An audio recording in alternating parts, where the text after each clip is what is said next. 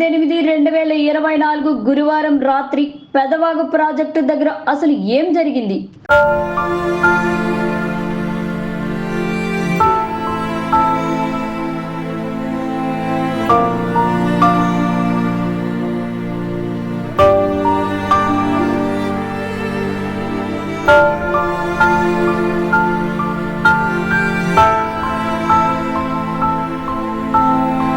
అధికారుల నిర్లక్ష్యమా, అతిగా వచ్చిన వరద ప్రవాహమా?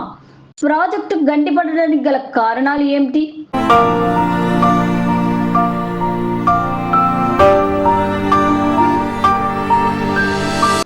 గత 10 సంవత్సరాలుగా మరమ్మతులు నోచుకొని కరకట్టాం. మరమ్మతులకు వచ్చిన కోట్ల రూపాయల నిధులు ఏమైనట్లు? క్రస్ట్ గేటు మొరాయించడానికి గల కారణాలు ఏమిటి? మన B2B న్యూస్ లో ప్రత్యేక కథనం.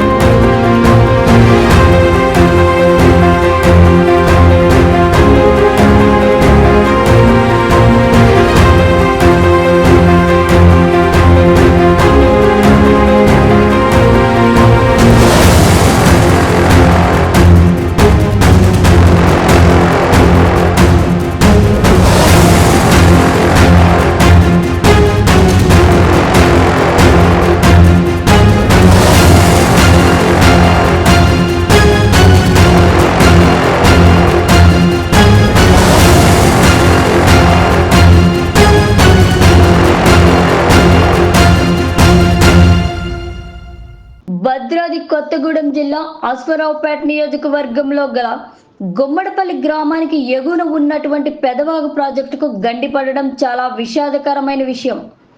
మన దివంగత నేత ముఖ్యమంత్రి జలగం వెంగళరావు హయాంలో రైతులకు పంట నీరు సమస్య, చుట్టుప్రక్కల గ్రామాలకు త్రాగునీరు సమస్య లేకుండా ఉండటానికి 1981లో ప్రజలకు వెంగళరావు ఈ ప్రాజెక్టు నిర్మించడం జరిగింది. ఆ కాలంలో ప్రాజెక్టు దిగువన ఉన్నటువంటి 16,000 ఎకరాలు సాగునీరు అందించే విధంగా ఈ ప్రాజెక్టు నిర్మించడం జరిగింది. ఈ నేపథ్యంలో అప్పుడు ఉన్నటువంటి ఆంధ్ర, తెలంగాణ రాష్ట్రాలు ఉమ్మడి ఆంధ్రప్రదేశ్గా ఉండేవి. ఇప్పుడు మాత్రం తెలంగాణ ప్రాంతంలో 2,000 ఎకరాలు, మిగతా 14,000 ఎకరాల ఆంధ్రాలో ఉన్నవి. ప్రాజెక్టు కింద సాగులో ఆంధ్ర భూభాగాలే ఎక్కువ. అసలు సమస్య ఇక్కడే మొదలైంది. చుట్టుపక్కల గ్రామాలు పుంకలుగా చెప్పుకుంటున్నారు. ప్రాజెక్టు కథనానికి వెళితే జూలై 18, 2024 గురువారం తెల్లవారుజామున 2 గంటల సమయం నుండి ప్రాజెక్టుకు ఎగువన ఉన్నటువంటి ఆంధ్ర, తెలంగాణ సరిహద్దు ప్రాంతం అయినటువంటి గోగులపూడి అటవీ ప్రాంతంలో గుబ్బల మంగమ్మ గుడి పరిసర ప్రాంతాల్లో భయంకర వర్షపాతం నమోదైంది. దానితో వాగులు, వంకలు ప్రమాదకర స్థాయికి ప్రవహించడం మొదలైంది. అప్పటి ప్రాజెక్టు సామర్థ్యం 40,500 క్యూసెక్లు కాగా ఉదయం నుండి కుండపోతగా కురుస్తున్న భారీ వర్షానికి ప్రాజెక్టుకి ఒక్కసారిగా భారీ వరద పోటెత్తింది. సాయంత్రం 5 గంటల సమయానికి ప్రాజెక్టుకి ఒక్కసారిగా 65,000 క్యూసెక్ల నీరు వచ్చి పడింది. సామర్థ్యానికి మించి 25,000 క్యూసెక్ల నీరు ఉండడంతో ఏమి జరుగుతుందో అర్థం కాక ఇంజనీర్లందరూ అక్కడే మకాం వేసి పర్యవేక్షిస్తున్నారు. ప్రాజెక్టుకు 3 క్రస్ట్ గేట్లు ఉండడంతో వాటిని తెరవటానికి అధికార సిబ్బంది ప్రయత్నించగా 2 మాత్రమే తెరుచుకున్నాయి. 3వ క్రస్ట్ గేటు తెరుచుకోకపోవడంతో ప్రాజెక్టు కరకట్ట కోతకు గురి కావడం మొదలైంది. కనుక ప్రాజెక్టు తెగిపోతుందని అధికారులు అంచనా వేసి దిగువ ప్రాంతాలైన వసంతవాడ, ఆర్వపల్లి, గుండుగూడెం, లచ్చగూడెం, కొత్త గుండుగూడెం, కొత్తూరు, మాదారం, గుమ్మడిపల్లి గ్రామాలు జల విలయంలో చిక్కుకున్నాయి. ఈ గ్రామాల ప్రజలను సురక్షిత ప్రాంతాలకు తరలించేందుకు ఇరు రాష్ట్రాల మంత్రులు, ఎమ్మెల్యేలు, జిల్లా కలెక్టర్లు, జిల్లా ఎస్పీలు తక్షణమే సహాయం చర్యలు చేపట్టారు. ముంపు గ్రామాల ప్రజలను సురక్షిత ప్రాంతాలకు తరలించడం మొదలుపెట్టారు. ఈ గ్రామాలు 2014 విభజనలో ఖమ్మం జిల్లా పరిధిలో ఉండేవి. విభజన తర్వాత ఏలూరు జిల్లాలోకి వెళ్ళాయి. జూలై 18, 2024 గురువారం సరిగ్గా రాత్రి 10 గంటల సమయంలో ప్రాజెక్టు క్రస్ట్ గేట్ పక్కన 120 అడుగుల మేర గండిపడింది. కింద ఉన్న గ్రామాల వైపు ఒక్కసారిగా జలవిలయం సంభవించింది. ముంపు గ్రామాల ప్రజలందరూ దిక్కుతోచని స్థితిలో బిక్కుబిక్కుమంటూ పునరావాస కేంద్రాల్లో ప్రాణాలు అరచేతిలో పెట్టుకొని నివసిస్తున్నారు. తెల్లవారేసరికి కుండపోతలా ఉన్న ప్రాజెక్టు కాస్త ఎడారిలా తలపించింది. జలప్రలయానికి దిగువన ఉన్న వేల్పేట్పాడు మండలం మొత్తం అతలాకుతలమైంది. ప్రాజెక్టుకి అత్యంత భారీ వరద వచ్చి చేరడంతో అంచనా వేయలేని అధికారులు నిర్లక్ష్యం వల్లే అపారమైన పంట నష్టం, ఆస్తి నష్టం జరిగింది. మరి ఈసారైనా 2 తెలుగు రాష్ట్రాల ప్రభుత్వాలు ఈ ప్రాజెక్టుకి జరిగిన నష్టాన్ని అంచనా వేయగలరా? తిరిగి ప్రాజెక్టుని పునర్నిర్మించగలరా? వేచి చూడాల్సిందే. మరి కోట్ల రూపాయల మరమ్మతుల నిధులు ఏమైనట్లు? నిర్లక్ష్యం వహించిన అధికారులపై కఠిన చర్యలు తీసుకుంటారా? మరొక ప్రత్యేక కథనంతో B2B న్యూస్ ఛానల్లో మీ ముందుంటాం.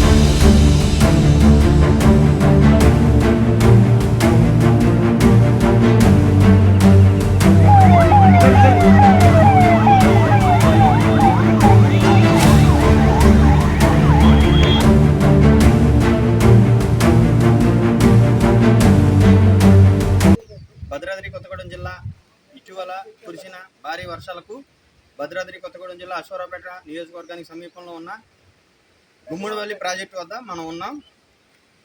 ఇదివరకు అకాల వర్షాలకు వచ్చిన వరదముప్పు పెనుముప్పుగా మారి పెదవాగు గుమ్మడివల్లి ప్రాజెక్టు మూడో క్రస్ట్ గేటు తెచ్చుకోకపోవడం వల్ల ఈ అనర్థం జరిగిందని ఇక్కడ గ్రామ ప్రజలు చెబుతున్నారు. ఈ విషయాన్ని వాళ్ళ ద్వారాగే వాళ్ళని అడిగి మనం తెలుసుకుందాం. ఊరి గ్రామ పెద్దలు ద్వారాగా మనం ఇక్కడ ఏం జరిగిందో అడిగి తెలుసుకుందాం. మీ పేరు? నా పేరు సాయిల్ రావు అండి. గుమ్మడివల్లి పంచాయతీ గ్రామస్తులు. ఈ ప్రాజెక్టుకి నీటి సంఘం ప్రెసిడెంట్, ప్రాజెక్టు నీటి సంఘం ప్రెసిడెంట్. అయితే ఈ విపత్తు వల్ల మీకు జరిగిన నష్టం ఏంటి? ఈ విపత్తు వల్ల మేము చెప్పాలంటే నోటితో చెప్పితే తీరే బాధ కాదు. 16,000 ఎకరానికి భూమి ఇవాళ ఉత్తి బీడి భూములు అయిపోయింది, శ్మశానం అయిపోయింది. పంట లేక అఘోరిస్తున్నారు. వ్యవసాయం చేయక మొత్తం ఖాళీ. ఈ రెండు పంచాయతీలు మన తెలంగాణ ఆంధ్రలో తెలంగాణలో ఉన్న 2 పంచాయతీలు మొత్తం బీడి భూమి అయిపోయింది. 18వ తారీఖు గురువారం భారీ వర్షం ఏదైతే గోగులపూడి అడవి ప్రాంతంలో కురిసిన వర్షానికి భారీ వరద వచ్చి చేరింది. కాబట్టి ఇక్కడ అధికారులు అప్పటికి అప్రమత్తమై ఉన్నారా లేదా? కొంతమంది నిర్లక్ష్యంగా ముగ్గురిని పంచాయతీ గుమస్తాలను తీసుకొచ్చి ఇక్కడ పెట్టి ఇక్కడ తలారులు పెడితే ఇక్కడ ఇరిగేషన్ వాళ్ళు సంబంధ జీ గారు కానీ ఏ గారు డి గారు కానీ మెయిన్ పెద్ద వాళ్ళు లేకపోవడం, వాళ్ళు ఉండటం వల్ల దీనికి అనుసంధానం జరుగుతుంది. దానికి ఎట్ట లేపాలి ఏంటి అవగాహన తెలియక తలారులు ఉండేవాళ్ళు ఇక్కడ. అవగాహన లేక ఒకటి లేపటం, ఒకటి గడియలు మన దిగటం, లేపటం. ఇక ఈ విపత్తుగా బాగా వరద వచ్చేటప్పటికి వాళ్ళు కూడా దిగి పారిపోవడం జరిగింది. ఈలోన విపత్తు ఒక్కసారి ఫ్లడ్ నా ఫుల్లుగా రావటం, డ్యామ్కి పైనుండి పొర్లిపోవటం వల్ల 3-4 చోట్ల గడ్డ కొట్టింది. మీరు చూసి వస్తూ ఉండి చూసి లాస్ట్ గేట్ ఇక్కడ కొట్టడం వల్ల ఈ గేట్ అసలు లేగల పూర్తి పట్టు తెగిపోవటం వల్ల బాగా విపత్తు జరిగింది. మూడో గేట్ తెచ్చుకోకపోవడం వల్లే ఈ అనర్థం ఈ గేటు కూడా జరిగిందని. కొంత కొద్ది గొప్ప లెక్కమైతే బాగుండేది. ఈ గేటు కూడా లేకపోవడం, ఆ 2 గేట్ల వల్ల వాటర్ ఎక్కువ అవడం వల్ల 2 గేట్లు పూర్తిగా లేపలేదు. ఓకే రైట్ అండి.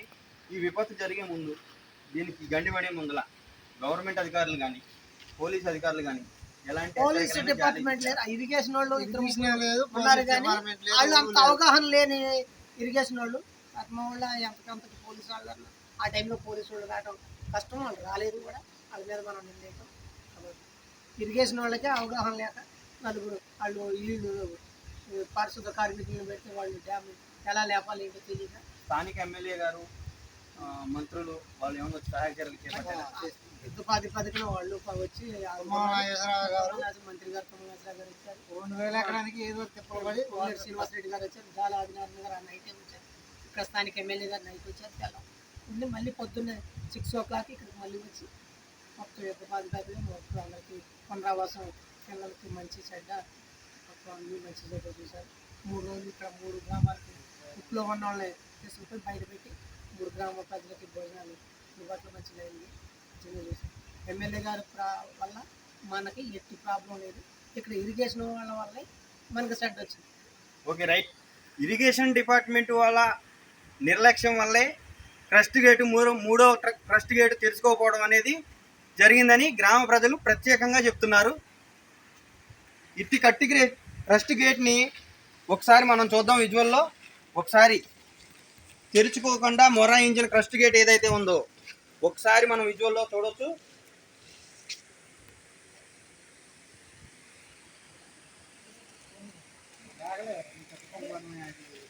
వరద ఉధృతికి కొట్టుకు వచ్చిన తుక్కు, కలప ప్రధానంగా గేటు మొరాయించడానికి కారణం అయి ఉండవచ్చు అని అధికారులు చెప్తున్నారు.